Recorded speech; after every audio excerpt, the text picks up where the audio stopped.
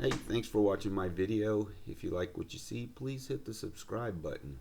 Today we're replacing the wheel on a Ducati 959. So I am going to let you know right now that if this is the first time your wheel is coming off of your bike, be prepared.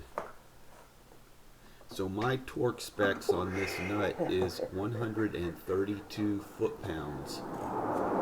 Clearly, there's a little bit more than that on this nut. Oh man, guess This what nut is down? on the bike way too tight for what the Ducati specs are. So this bike only has 1,600 miles on it,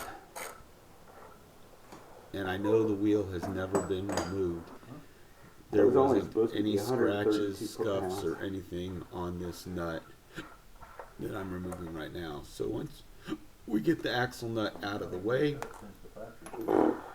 we're going to pull a little spacer out that adjusts your chain, and then we're going to push our axle through. The axle should be easy enough to push through with just your hand and pull it out. Do not use a hammer on this.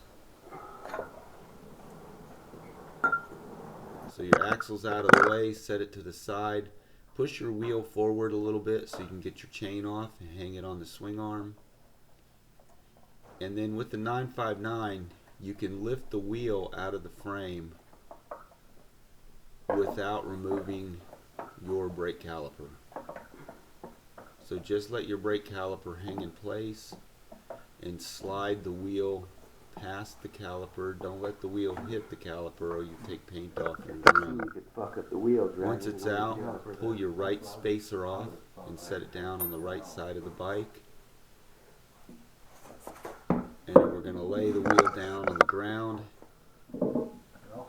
and we're going to pull the sprocket carrier off of the wheel, and then there's an internal spacer that we want to remove as well. So now the wheel is ready to get a new tire. Hope this helps you. Thanks for watching.